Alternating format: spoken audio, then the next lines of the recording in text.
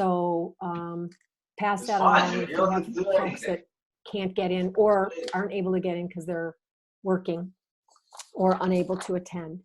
And we're going to just wait a minute or two more. Sean is on his way. It works. Everything works. Great.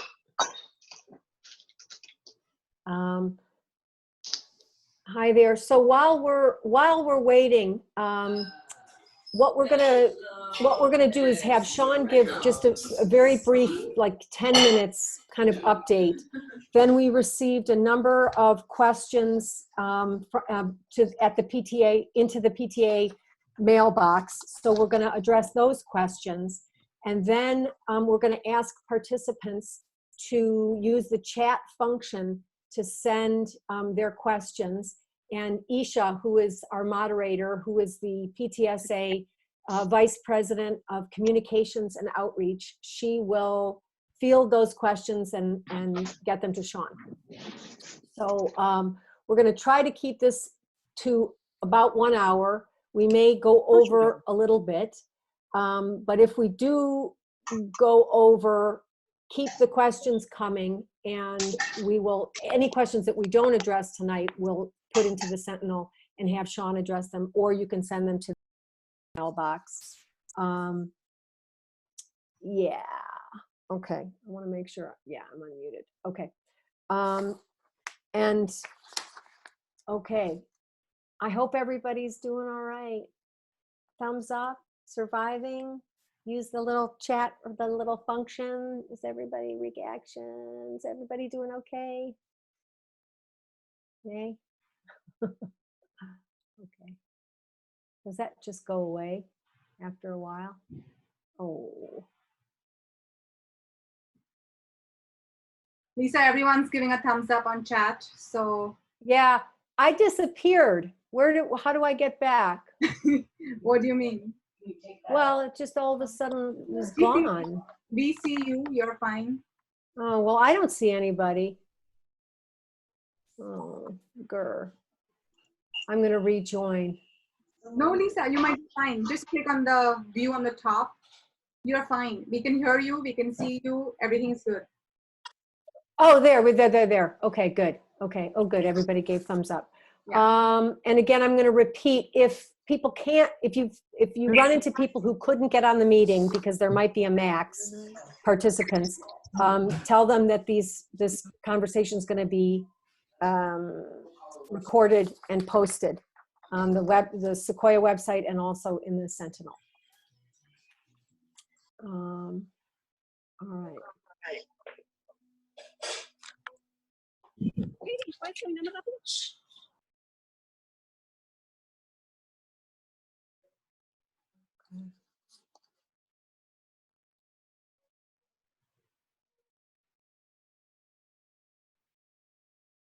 Gosh, it's really nice to see these beautiful faces that pop up. Yeah. On the screens, and yeah, it's good. So far we have 54 participants, which is awesome. Excellent.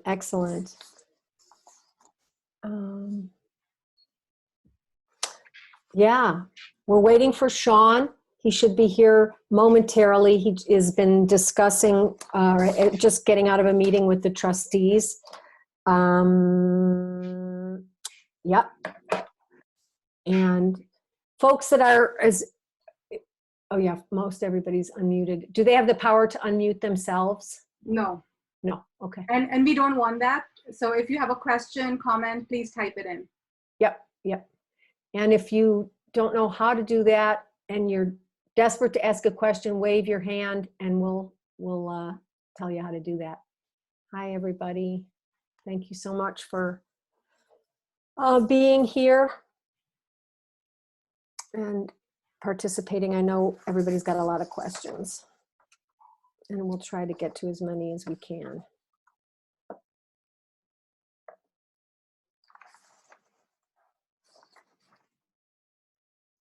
And thanks to folks who sent a question in to the PTSA mailbox.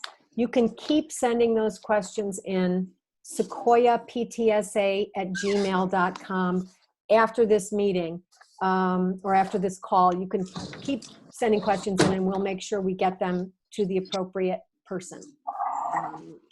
Obviously, if you've got questions for your kid's teacher, just email them directly.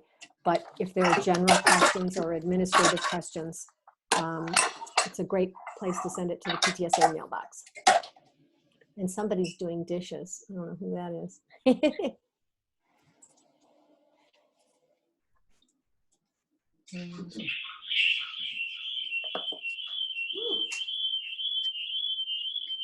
Somebody's not mute. Yeah, yikes, what is that? I see. Okay. Okay. Yeah. Does, if you unmute folks, Isha, can people, one word, say how it's been? It's a bad idea. Well, she's just trying to fill time. I know. What's Okay, a bad Lisa, idea? what will happen? I've unmuted all. You'll hear in our conversation. Bad. Okay. Just Okay. I'm Okay. sad. I'm lonely. It's just unmuted everybody. Yeah. Just one word saying.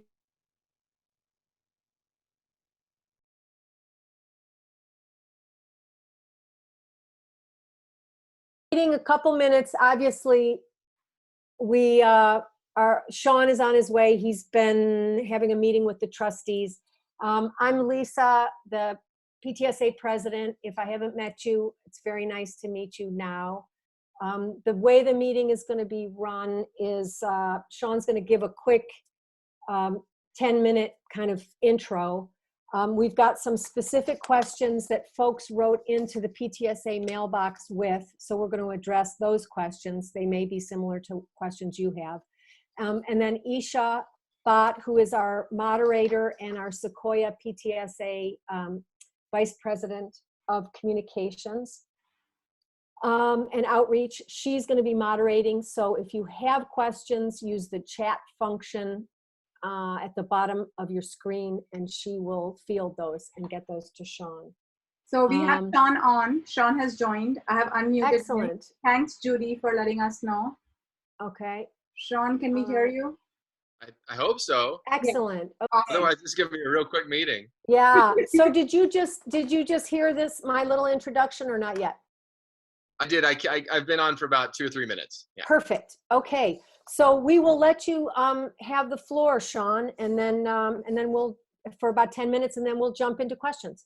Thank you very much. I've realized something in all this. I think that I'm an extrovert, and I think I get energy from other people's faces. So it's really nice to see all the faces on here. It's really nice to see everybody because we've been doing a lot of communication via email or in other virtual ways, and so it's always nice to see faces. I really appreciate everybody taking the time tonight. I know there's a ton of stuff going on. This is like, become, in our house anyway, kind of secret time that we have as a family together. We've really learned to appreciate each other again, and in ways that I don't think we ever have. And so I really do feel honored that you guys would take time tonight to join this conversation. And I have a few things I want to say to start, and then I want to get to the questions because there's some really good ones. Let me go back to the day of March 13th, which was the last day where we were in school. I made an announcement at the beginning of, I guess it would have been fourth period. It's a block day.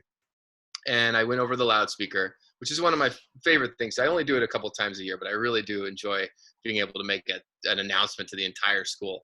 And I made an announcement, and I talked about the closure, and I tried to acknowledge what I thought were some of the real difficult points for kids emotionally.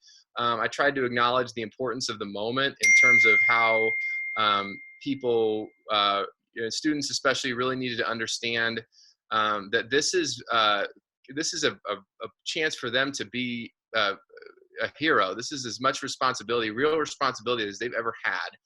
And I wrote a little something out, and I read it aloud in English and in Spanish. And when I came out of the office where in the student activity center where you can give the announcement, the very sweet students in the ASB class and Mr. Uhaldi's leadership class gave me a very nice round of applause. So I was feeling very good about myself after that moment. And then I started walking down the hall back to my office, and I ran into a student who was very sad. A student I know, not that I know well, but someone who I've seen at school for the last 3.5 years. And he was just looking very down in the dumps. And I stopped and I said, "Hey man, how you doing? What's up? Talk to me a little bit." And he said, I'm really sad, Mr. Priest." And I said, "Well, let's talk about that." He said, "This is the last day I'm going to be here. I'm a senior and I just know we're not coming back." And I said, "Well, all we know right now is that we're out until spring break is over. I don't know, how long it's going to go beyond that. We have some part of that in terms of how responsible we are, but let's not get ahead of ourselves." And he goes, "No," he said, "I've been reading the news.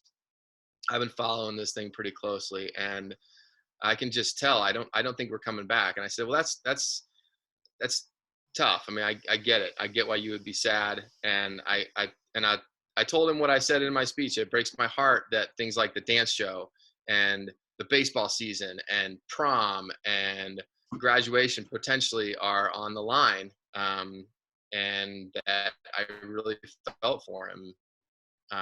And he says, "That stuff's all bad, but I think the toughest part about this being my last day at Sequoia is that I really love this place."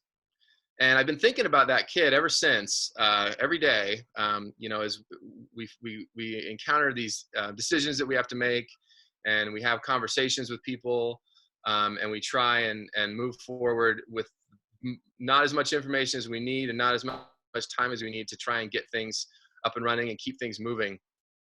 And I've been thinking about this student. I've been thinking about a number of other students who have emailed me and talked to me, and trying really to lead with my heart. I think that, you guys are on this call because in one way or another, everybody here plays a leadership role, whether it's in among your friends or in your family or in some other community organization. You probably wouldn't have taken the time to listen in on this call if you didn't have some sort of leadership capacity in your life. And so I know that you can appreciate the challenge that we have ahead of us. I also know that you can appreciate that you can't get anything done without an amazing group of people around you and without a tremendous amount of trust and a really strong culture on which to build. And I'm really proud of the people that I work with, and I'm really proud of the culture that we all sustain at Sequoia that's given us the strength that we've needed to rise to this moment. So what we did between the time that I had that conversation with that young man on Friday morning and the following Tuesday, which is a blink of an eye in terms of educational reform, is that we mobilized our brick and mortar school into the beginnings of an online learning institution. And we were able to do that because we had a whole bunch of people who were willing to throw everything into the effort. We have a tremendous amount of intelligence and work ethic and trust and collaboration among our teachers. This is where the years we've built sustaining strong curricular teams, strong departments, a strong shared decision-making culture paid off, because there was a tremendous amount of trust. When people said, "This is what we have to do, this is the directive," people did it. When people said, "Let's talk about this, let's take a few minutes to get everybody's input," people were able to give the right kind of input and move us forward. There was a tremendous amount of that unconditional positive regard and assumption of best intentions that guided the work that we did, which is a big part of the culture that we sustain at Sequoia, both among our staff and with our students and with our community. So all these values and all these things we talked about really paid off. We just also had people that were really, really smart and really, really capable who rose to the moment. So on Friday, we had, when we were officially told on Friday morning, we kind of had an inkling this was going to happen, that we were going to be out. I went to my tech coordinator, Jack West, and my site technician, Rafael Calles. I said, "Guys, I have one thing I need you to do. You have until 2:30 to set up a checkout system to get Chromebooks in kids' hands. We cannot send these kids home and expect them to come back to pick up a machine. And if they don't have a machine, we have no chance of distance learning. And by the way, the kids who don't have a machine or a device at home are the ones who are most at risk to fall behind if we move to an online learning platform. So I have to be able to say by the end of the day, 2:30, go to room whatever and pick up your Chromebook for the duration of the time that we're out. And these guys dropped everything they were doing. And 2 hours later, they called me and said, you got to come up here and check this out. They had built a room with a nice orderly checkout queue, 3 point of purchase stations to check out the kids with using their student IDs with scanners. We gave out 250 Chromebooks that day. We got, when we got the hotspots in, we spent a lot of time making sure we were reaching out to parents. We had teachers identify kids who didn't have internet at home. We've given out about 200 internet hotspots over the last week. We've had just a tremendous outpouring also from the community. What can we do? How can we help? Another thing that I think is really interesting is the extent to which the alignment of our vision and the alignment of our community groups, whether it's the PTSA or the foundation, our teacher constituents, our parent constituents, our student constituents, have set us up for success. When I look at other schools, not in our district, because our district's been really strong overall, but when I look at other schools in the county, when I look at other schools around the Bay Area, I just cannot believe how much we were able to do in the first week. So now we've got this system set up where teachers are on Canvas, they're communicating with their students. We've got a pretty strong system of communication and coordination, which now allows us to take a step back and say, okay, what worked that first week? What did we learn about this thing that we've never done before? What have we been hearing from our students? What have we been hearing from our parents? What have we been hearing from our teachers? What are the things that we need to sort of clarify? What are the things that we need to expand? And how do we start thinking about this in a way that is a little bit more sustainable over the long term, both for students and for parents? And by the way, acknowledging through all of this that we're talking about a global crisis that's happening in the background and is weighing heavily on everybody's minds and has the potential within the next couple weeks to start taking people out of the rotation, whether it's parents of our students, whether it's our students themselves, whether it's our staff. We don't know the extent to which the virus is actually going to remove people from the equation. So all these good people that are doing hard work might not be available in the next couple weeks because they may fall ill. So there's a tremendous amount of sort of coordinating. The latest round of meetings that we've had are about, okay, when we come back from spring break, how do we start putting together a more of a schedule, more structure? How do we start helping our teachers understand where they can scale back, what kinds of things they need to emphasize? Where do we start sharing what the best practices are, looking at what kinds of activities are helpful, what kinds of activities engage students? And again, it goes back to that's not new. That idea of being reflective and iterating and innovating and trying to do new things is not something that you can't just start doing that. That's something that we've done for years at Sequoia. That's the kind of culture that we've tried to foster. And that's the kind of culture that we've been able to foster, not just because it's part of our core values as professionals, but because of things like the Sequoia High School Education Foundation being able to fund some of the initiatives that it's been able to fund. So those department release days that we fund every year, for example, through the foundation, those are really paying off right now because a lot of foundational work and the collaborative spirit is built in those days every year. So it's been kind of neat to see some of the effects of the things that we've emphasized over the year happen. But I will also just say that, you have this this idea of, what would I do if I had a magic wand? How would I do how would I change everything about school that is not helpful or that I wish wasn't the way that it was, whether it's for kids or for teachers or for families? And then how would I do how would I do it over? How would I start over? It's just like this really interesting thought experiment. Unfortunately, this experience is a little bit more like you have a genie that you make a wish to, but the genie then listens to your wish, and all the things that you didn't specify get thrown at you. So in the sense that we get to reimagine what learning looks like in kind of cool ways, we also are having to reimagine it amidst a real crisis that's going on in our county, in our state, in our country, around the world. We also have to kind of realize this with no time and very little ability to kind of plan and anticipate new plot twists, which are happening, seems like almost every day. That being that, for example, to say today we found out that we are now going to be out of school till May 1st. That's the most recent edict that's gone out by the 6 Bay Area counties. I imagine that the state will follow course pretty soon. So we are now looking at how to sustain this a little bit longer.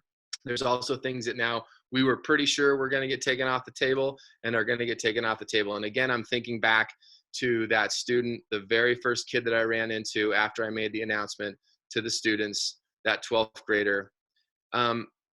Let me say this. This is probably the number one question. I know it's one of the questions that we've had in the group. It's probably the number one question I get from seniors. It's the number one question I get from teachers. It's on everybody's mind. What are we going to do with our 12th graders? Now, I love graduation. I'm one of these people that I have a big part of graduation. I get to hand out every one of those diplomas. I get to shake every one of those kids' hands. I get to look into their eyes and I get to smile and wish them off. It's like such an awesome thing I get to do. It's one of my favorite tasks as principal. I also get to do the rehearsal. I get to hang out with those seniors for those last 2 days. I feel so special that I get to do that. So graduation is one of the highlights of my year every year, and it just gets better. I've done 5 of them, and they just get better every year.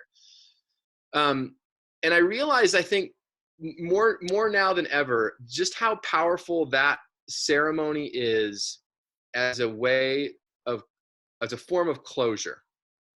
And we talk about among teachers, there's an old phrase like, the kids don't care what you know until they know that you care.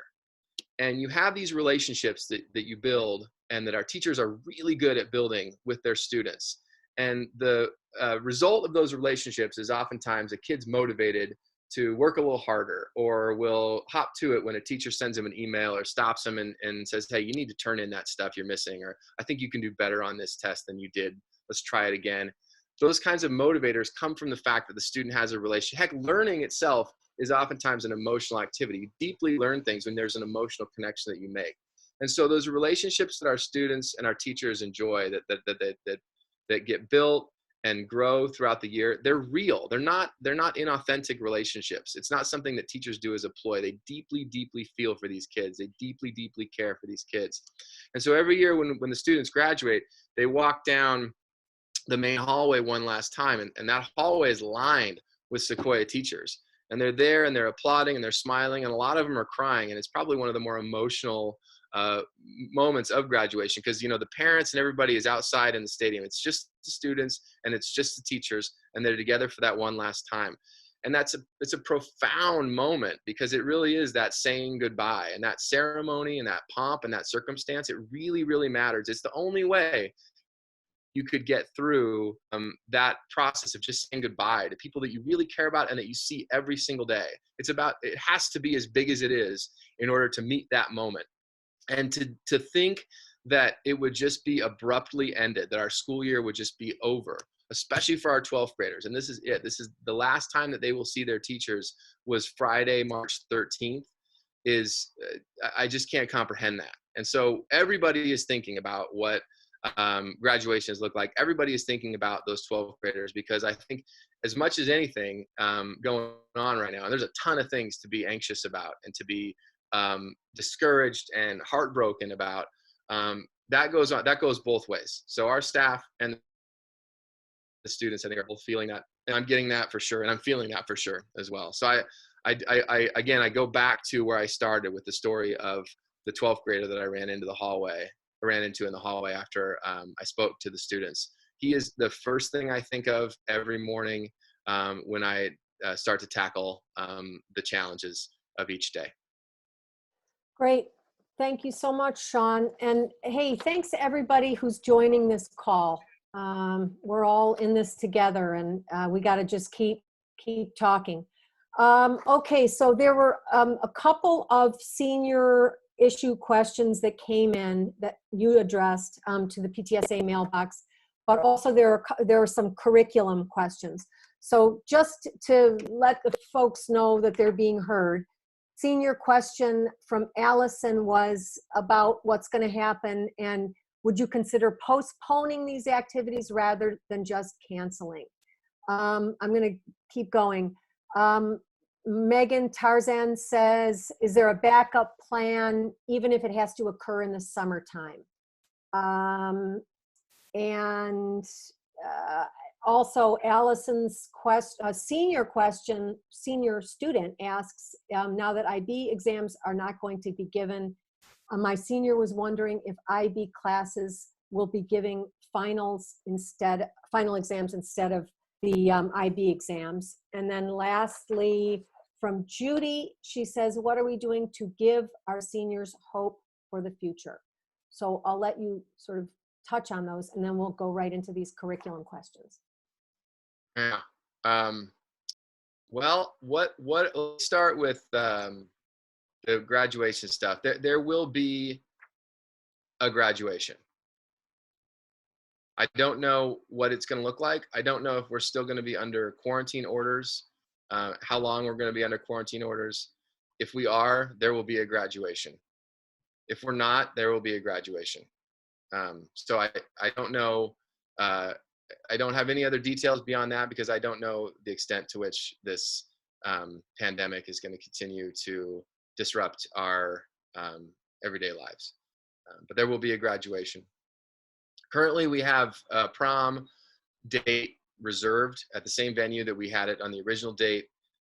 It's in May. So if we do go back to school in May, we'll have a prom in May. If we don't, then I don't know what will happen with that event. I don't know if we'll be able to do something in the summer. It's tough for the school to organize events for students that have already graduated because we have no authority to supervise them. They're adults and they don't really have to listen to us anymore. So it's, as far as the safety thing goes, there's not a whole lot we can do. That being said, we would put whatever effort we could into helping organize something or making sure that there was something special for the students to come together and celebrate.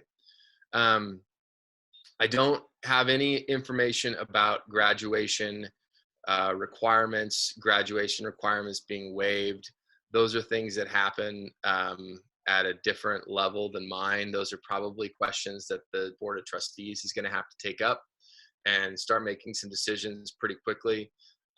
So I don't have anything concrete to tell you on that, but just again to reiterate that when we go down the list of things that we're thinking about, the seniors are going to be at the top.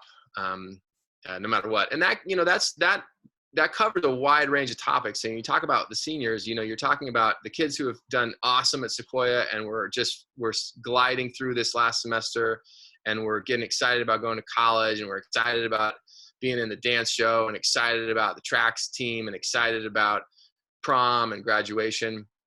But there's also a whole bunch of seniors who were stressing about whether they were going to graduate. Maybe they're 15, 20 credits behind. They've been doing online classes to try and recover those credits. Maybe they're not sure if they're going to pass that government or that econ class or that English class, those graduation requirement classes. So there are a lot of questions when it comes to 12th graders. And those are the things that we start our conversations with in terms of either getting, making sure that this is a priority for the decision makers above us, or figuring out where we're going to put our time and attention as a site leadership team or as a group of teachers. As far as what we're doing to give students hope for the future, well, no, let me wait on that one. Thank you for asking me that question, by the way. I feel very honored that I have some ability to give kids hope for the future. I like to think I do, but to hear that somebody else does, that's cool. To the question of testing in IB classes and final exams, that would be a question for an individual teacher. We're going to make some recommendations. We're going to try and come to some agreements.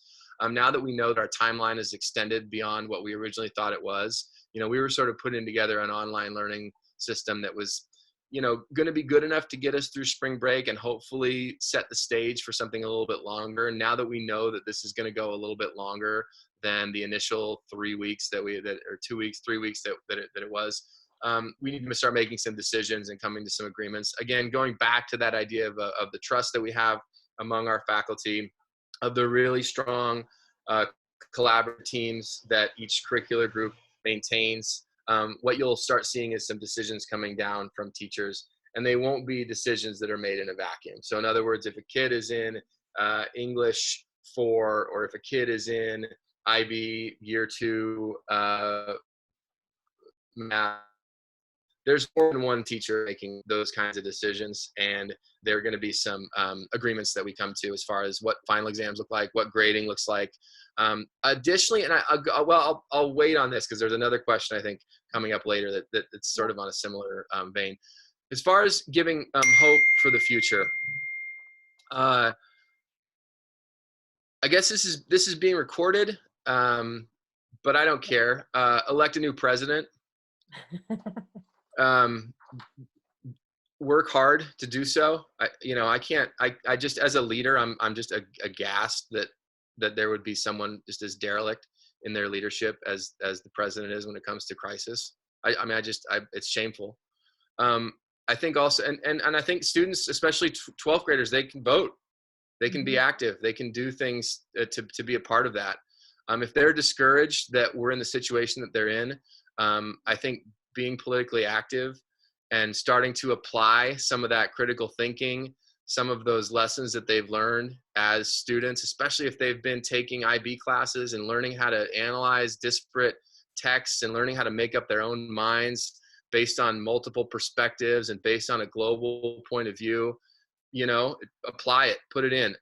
I think also, there's a set of expectations that students have about their senior year and what's going to make it memorable. This year will be memorable, and they will remember it for the rest of their lives. It's not probably the way they thought they were going to remember it, but they will remember this year for the rest of their lives. And I think they're going to remember it potentially as a time when they became very empowered as citizens, very empowered as people on this planet, who share this planet with other humans, having been handed a responsibility that is awesome and that is real and relevant in the way that they have been handed a responsibility. This is not keys to a new car. This is not the ability to write your own notes so that you can get out of your 6th period class. This is the need to participate in direct action to slow a virus that will kill people. And it's not an easy thing to do, I understand. Kids want to go out. They want to see their friends. They don't want to be sitting at home all day. They certainly don't want to be sitting at home all day with their parents, especially if they're seniors. No offense, parents. You probably don't want them to be there either. But they've been handed this awesome responsibility, and they are, from what I've seen and what I've heard, and what I know about our 12th graders especially, but all our kids, they're up to the challenge. So the hope for the world I have is it's their world. And they get to look and they get to watch and they get to be an active participant now more than I think they've ever been, certainly more than I was able to when I was 18, to really be a part of something big. That would be my message. And those are themes that I try and touch on in the nightly emails that I send to students. I'm hoping that they're feeling empowered as young people, and that they're feeling that the things that they've learned up to this point and the things that they have maybe kind of wondered, like, is this relevant? Like, why do I care about what I'm learning in my math class beyond I want to get a good grade and I want to go to college? Hopefully they're seeing, well, you know what? I can actually look at this graph. I can actually understand this data that's being thrown out there and being interpreted one way by one set of interests and being interpreted in another way by another set of interests. And I can make up my own mind about what's happening and what I should do, what my actions should be. That would be my message. That's sort of been my message to students in the correspondence that I've sent over the past few weeks in my nightly emails. Great. Okay, Sean, I'm going to ask this one that comes in from Juliana Santorelli. Okay. It's about given that the schools have been extended, the closure till at least May 1st.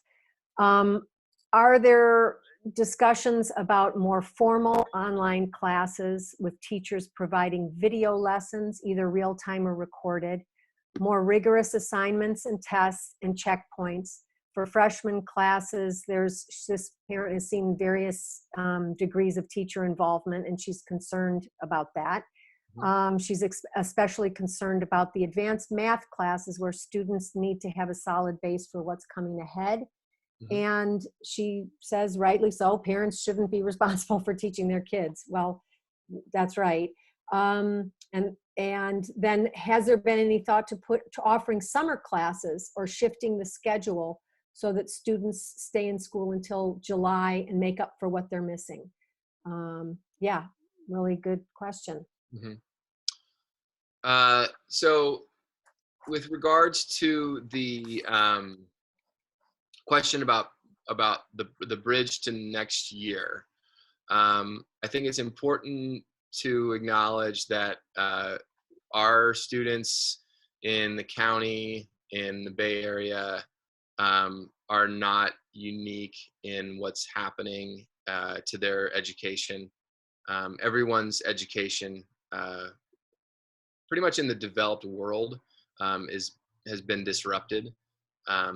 And what we've been pretty clear about from the beginning is that there's not a lot that we can do in terms of guaranteeing that everything a kid would have learned had we not had a school closure due to a global pandemic, they're going to get through online learning. We don't claim that they will. There's no way. It wouldn't be a reasonable expectation on our staff. It wouldn't be a reasonable expectation for our students or for our families.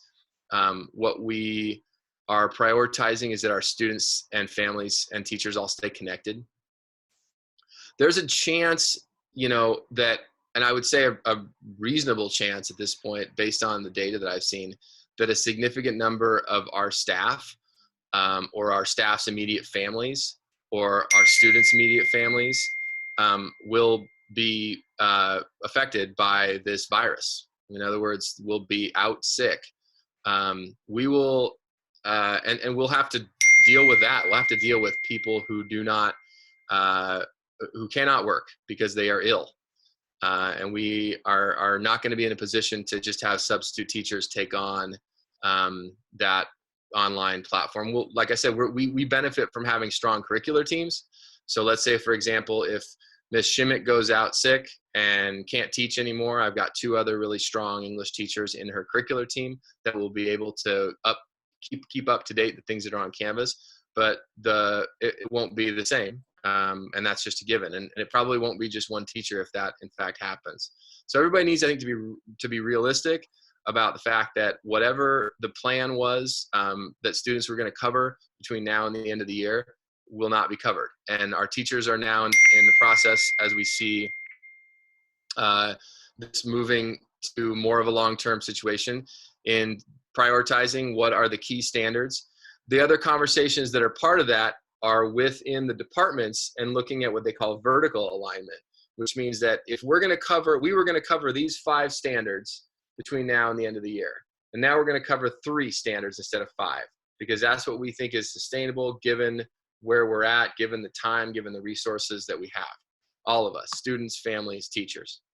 That means that the teachers that teach the class next year need to be a part of that conversation and say, okay, which 2 should we strategically abandon this year, and that we think we have the best chance of accelerating it through the following year.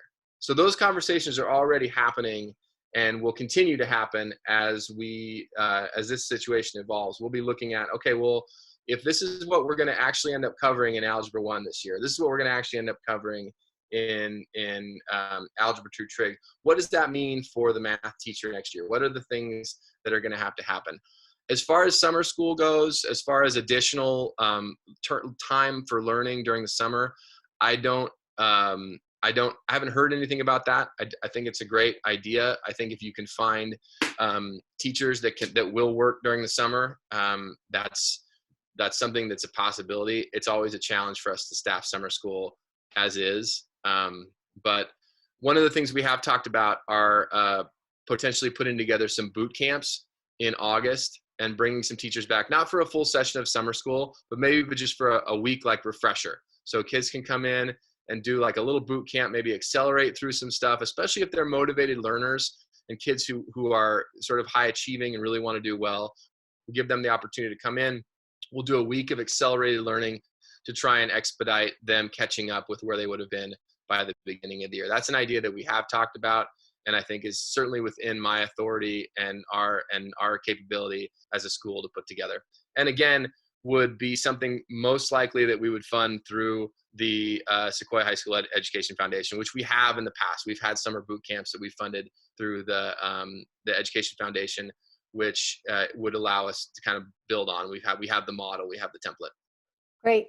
Thanks, Sean. Okay, there's a couple of questions. One that are kind of scheduling questions.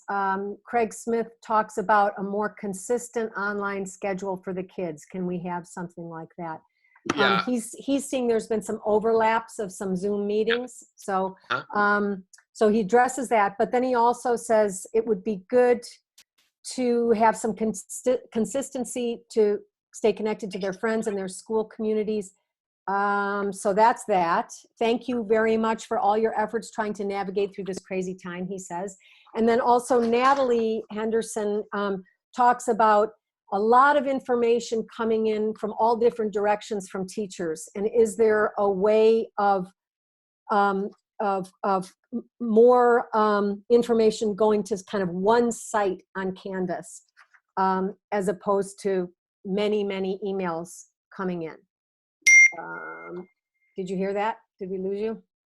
No, I'm here. Yeah, I heard it. Yeah. Thank you. That's a really good question. We actually had a very good conversation today in a meeting of our department chairs, where that came up again and again, the need to create some sort of a schedule. The hardest thing for us with the scheduling, I don't think it's necessarily something that we won't be able to do, but it's going to be, I think, getting some kids used to waking up again before 11 a.m. or 12 p.m. I don't know if you guys have had that experience, but from what I've seen, there's a lot of kids who have, and very understandably, I remember many a Saturday morning or Saturday afternoon not getting out of bed till 3 p.m. when I was in high school. That was just kind of what your body told you that you needed. We do have, I think so there's some acknowledgement that, it's going to be for like 0 period kids, first and second period kids, it's going to be tougher to keep, to keep those things. But as we sort of work out the kinks of what online learning looks like and teachers get more comfortable with Zoom or with Google Hangouts, get more comfortable recording those so that you have what they call asynchronous learning, where you'll maybe put something up. You might have all your students participate, you might not, but then you have that recorded session that students can access if they want to sleep in till 11. We had a really good conversation. What we're looking to do right now, we got a small committee of teachers who came out of that meeting, the department chair meeting, who are going to work up a schedule that we'll hopefully have ready to communicate when we come back from spring break. So it's definitely something that we noticed immediately we needed to, that was an issue. The worst thing for me in the world is to think of a kid who is torn between sitting in on his English class and sitting in on his math class because both teachers are hosting Zoom sessions at the same time. And I've heard a bunch of stories about that, and so have teachers. So it's definitely a problem that we want to fix. And I thank you for your kind words. Those are very, very, very, very nice. Very, very, very much appreciated. Okay, so couple more, and then we'll take the live questions that Isha is getting. Susie Smith says, again,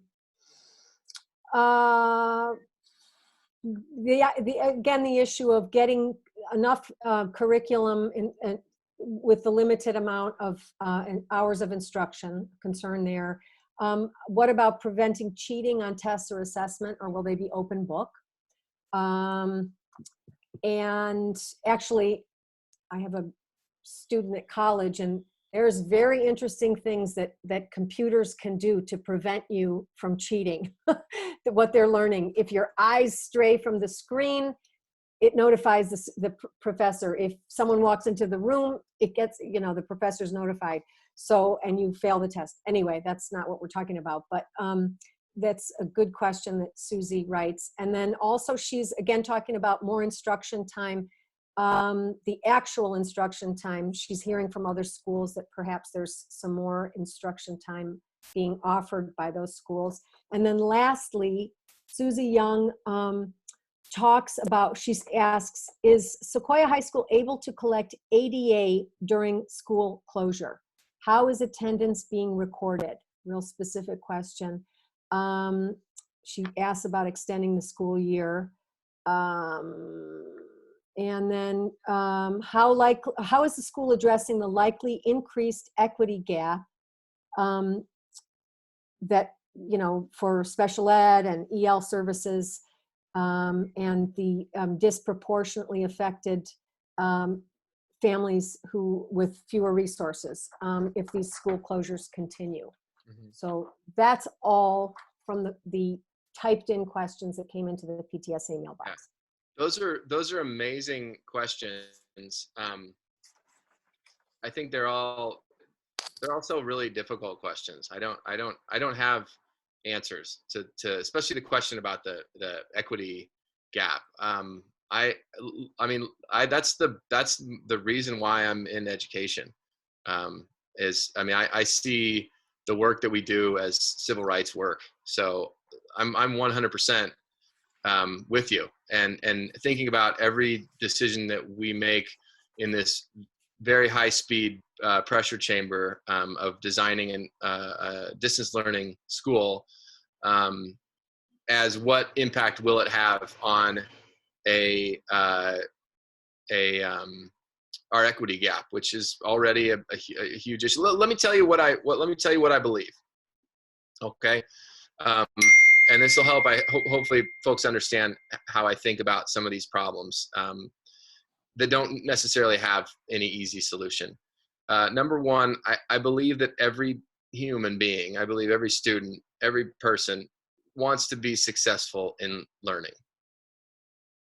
Number one, we're learners. That's what we do. That's what people do, is we learn new things. We adapt, we figure stuff out. Everybody wants to be successful in learning, because being successful in learning is being successful in life. I also believe that there are a whole bunch of cultural, linguistic, socioeconomic, institutional, systemic barriers that get in the way of people being successful in their learning. And we have a number of ways that we address some of those barriers. Things like eligibility for an individual education plan. Special education is designed for that reason. The things that we have in place for English learners, newcomer English learners, are part of helping kids overcome those barriers. But then there's a lot of stuff that we don't have easy solutions for, but that we think about, and that those things are at the heart of conversations that we have about equity. The third thing I believe is that as educators, we're not just kind of able to have those conversations, but that we really are, that's our duty, is to have those conversations and to look at ways in which we can remove barriers, no matter what they are, or help kids overcome barriers or go barriers, break through barriers, or whatever it is, to them being successful in their learning. And then the final thing is that I believe that grades in the school, in an education system, that the grade should reflect purely, or as purely as possible, what the student has been able to demonstrate in terms of mastery. I think that's what a grade should be about, nothing else. And there's a lot of other things that are used traditionally to help determine grades. But for me, what really matters is how is the student, what level has the student been able to demonstrate mastery. So those are my guiding professional core values. And so when I talk to our staff and we are having conversations and I'm prompting and helping to facilitate, and my admin team, who I can't give enough credit to, Kristen and Sophia and Gary, because they understand what our mission is, they understand what these values are, and they also use that same lens in the way that they guide our staff. My department chairs, likewise, they understand what these values are, and that's how they guide our young staff and orient our new teachers and help hire the new teachers that are aligned with these values. This is the way that we're looking to solve these problems. They don't have easy solutions. So will there still be, will the equity gap get exacerbated because of distance learning? Probably. I don't have any like sort of illusions about that. It's just given the situation that we're in.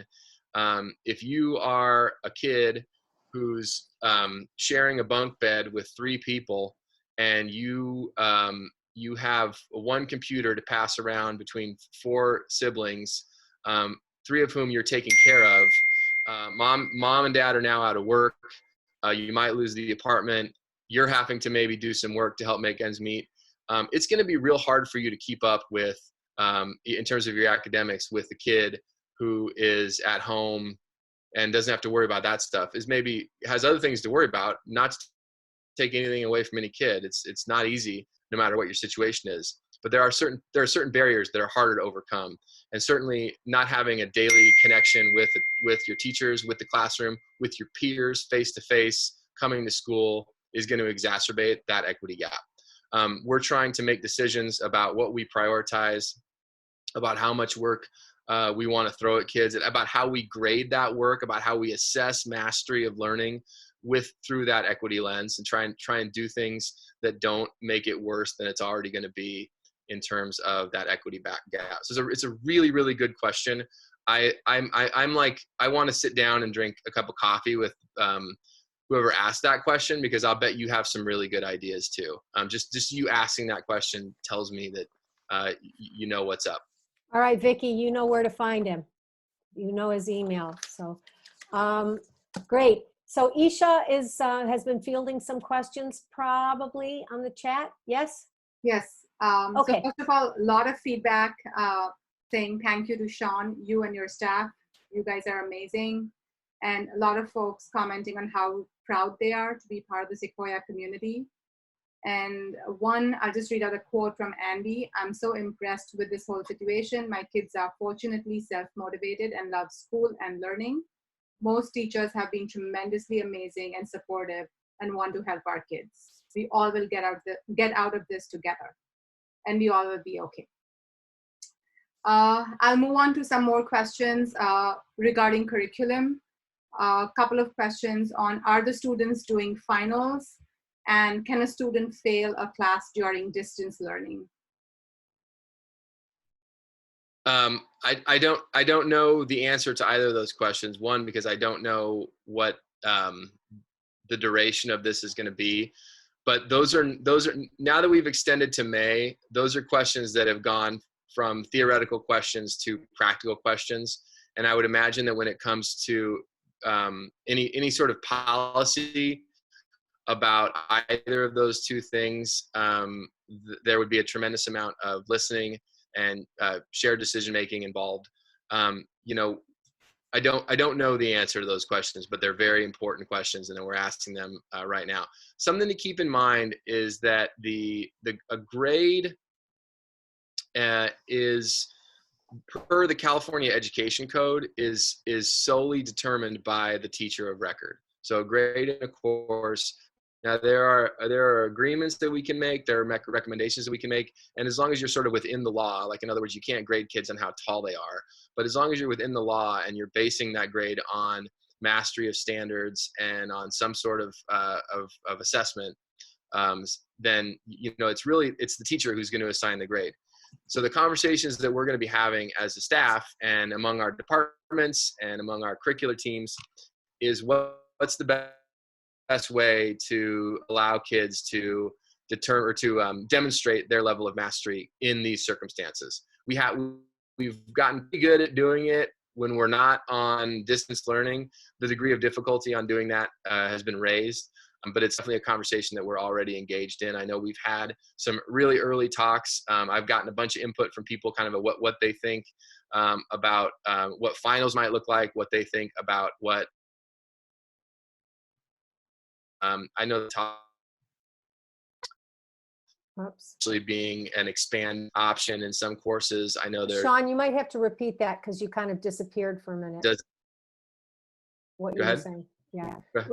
Repeat what you just said, the last couple of sentences, because you disappeared. Oh, sorry. Okay, so we've talked about we've had these conversations in early stage.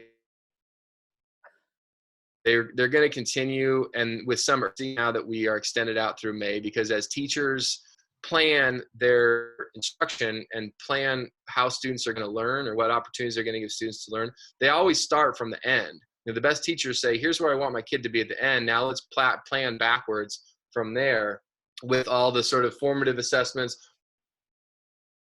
like what at point A, point B, point C, and point D, in order to support my kid getting to that final destination. So these conversations have started now that we know with more certainty where this is going. And there's I think an increasingly likely chance that we won't come back. Again, I don't know anything.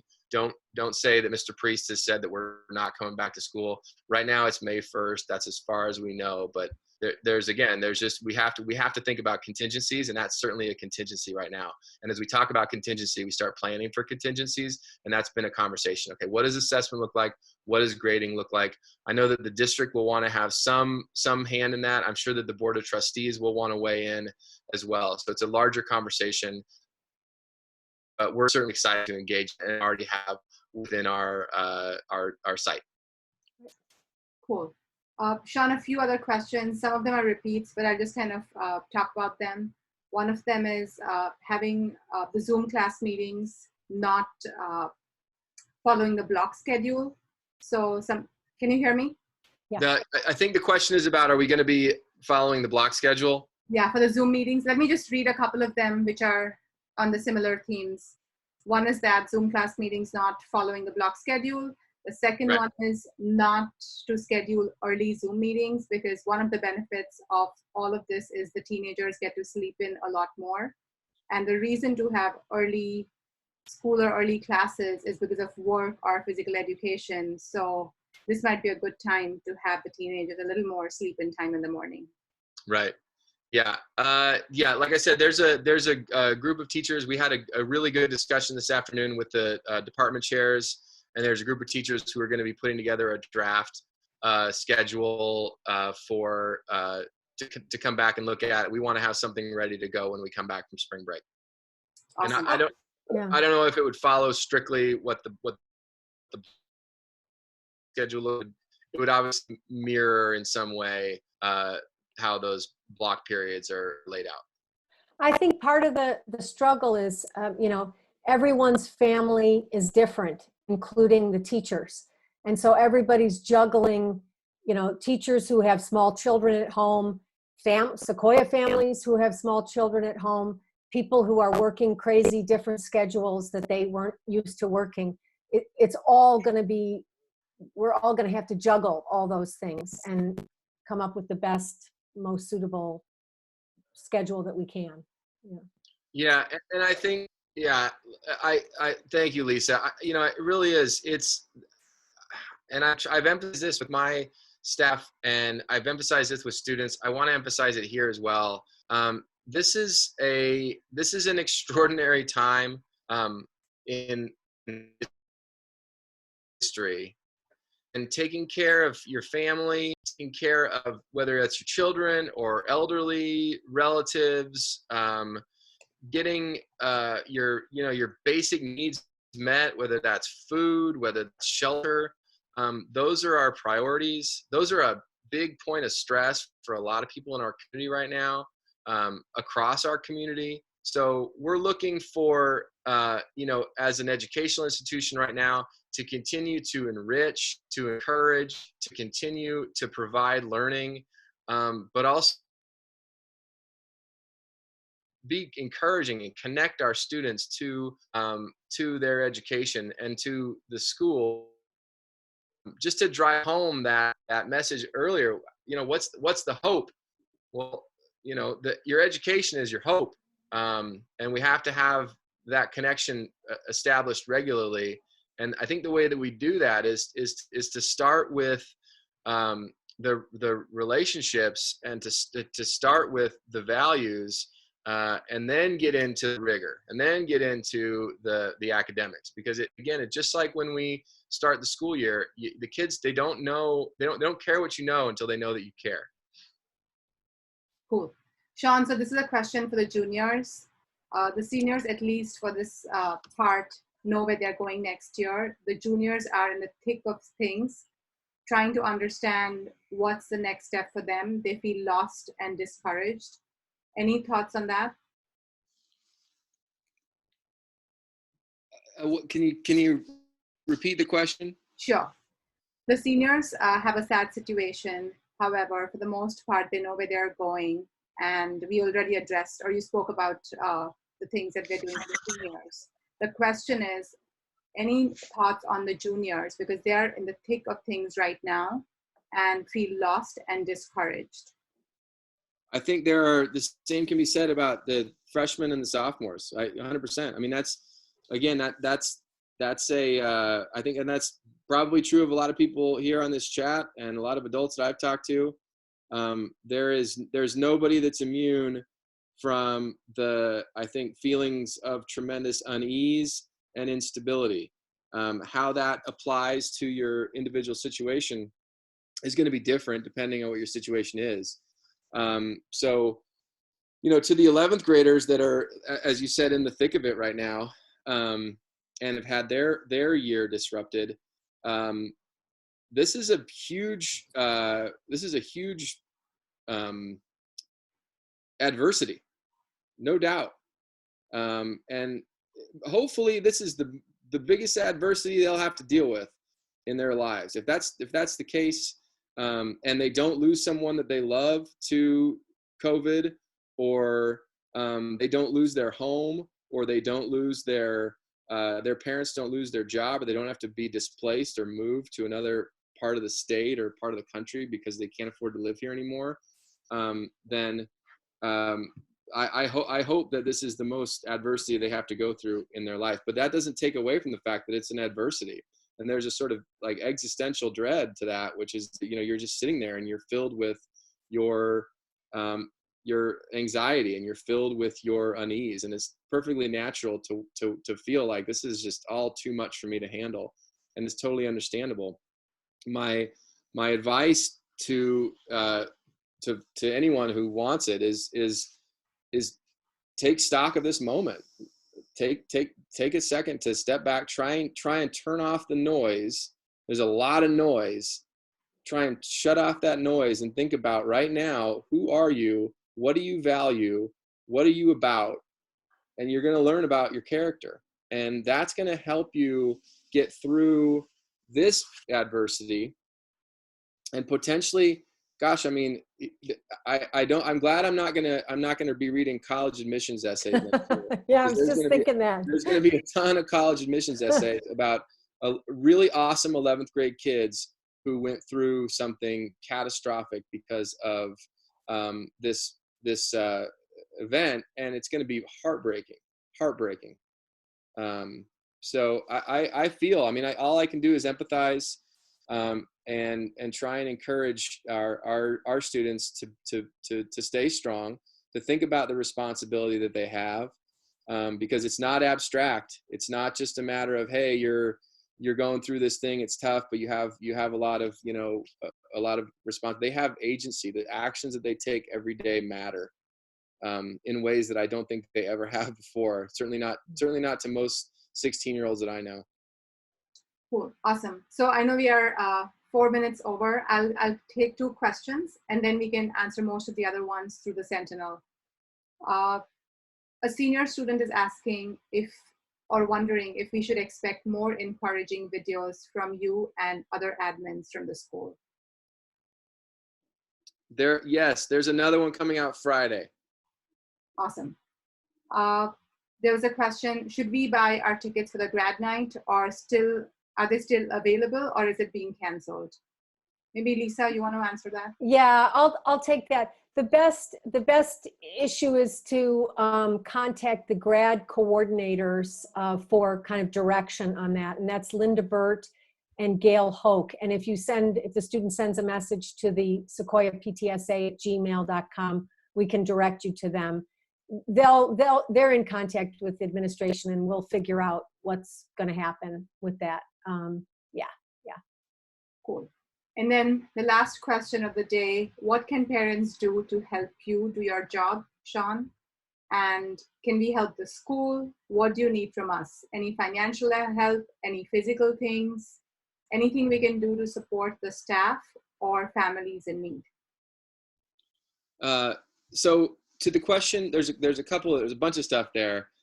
First of all, to the question of supporting the families in need, we have, through our education foundation, and which is the generosity of our community, 100%. I mean, we're just a donations organization, whether it's small businesses locally or the overwhelming majority just from our families. That has allowed us to, over the years, develop a really robust infrastructure for family support.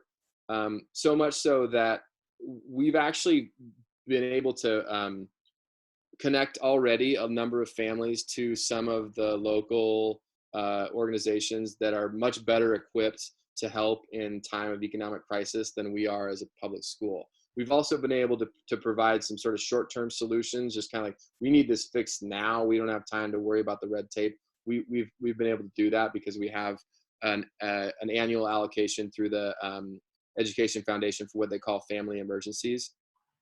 So, you know, the Education Foundation has kind of been doing this stuff for years. We tend to talk more about the ways in which the foundation enhances the education experience. We talk about college and career readiness, college day. We talk about technology, Chromebooks. We talk about teacher professional development. We talk about supporting collaboration. All those things also, by the way, put us in the position that we're in right now and being able to respond as quickly and as intelligently as we did to the school shutdown. So I still think that the Education Foundation is the best way to sort of support. We have an annual campaign going on right now. We're still trying to make our goal for next year, and we've already been able to use a number or a good chunk of funds, and we've set aside additional funds for family emergency, because what we anticipate is that after spring break, after May, that's when things are going to start hitting. Right now, you're seeing some moratoriums on rent, or some people are able to connect with Second Harvest or various different organizations in the county. We anticipate that's going to start to change, and that the families are going to start to feel the pinch more and more, and we'll be able to step in with some of our emergency funds. That being said, we've already been able to hand deliver a whole bunch of formula for families that didn't know what to do, couldn't leave the house. They had small children that were running out of formula, things like that, that we've always been able to do. And through our family center and through the generosity of the foundation, families have built up trust and know that they can come to the school who they can go to be a part of that. So I would encourage folks to look at our annual campaign with regards to that kind of help. I think encouraging your students is the best help. I mean, we're where we're at right now because of the partnership that we do not take for granted between our school staff and our parent community. There's a tremendous amount of trust. There's a tremendous amount of goodwill. I get goosebumps every time I get an email from a parent sharing an awesome experience that they've had with one of their teachers. I love that stuff, and I get a lot of them, and I know that that's a fraction of what's actually out there.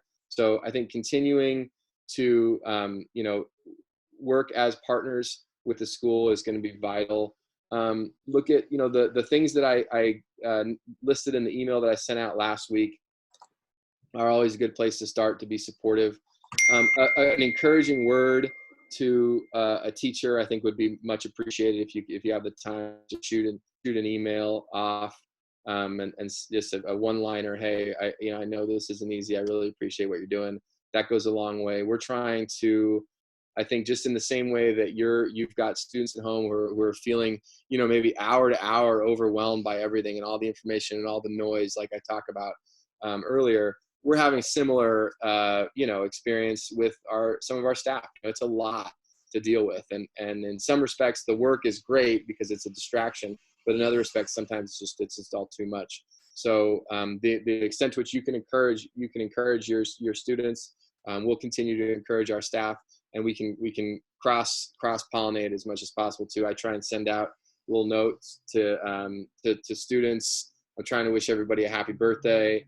The same thing goes for the teachers. I'm checking in on them, seeing how they're doing. So that's how I think we can all work together. So we are at 8:11. We are so thankful for everybody who participated in this call. Long and short of it is, if you have further questions, we're going to do more of these. Number one, we're going to have, when we get back from spring break, April 7th will be the PTSA meeting, and it's going to be via Zoom, and we're going to have a principals update that day. So be tuned in to that. We are also going to have a similar chat to this for the non-English speaking community of our school, so that those parents can get looped in. If you have questions, please don't hesitate to send them to sequoiaptsa@gmail.com.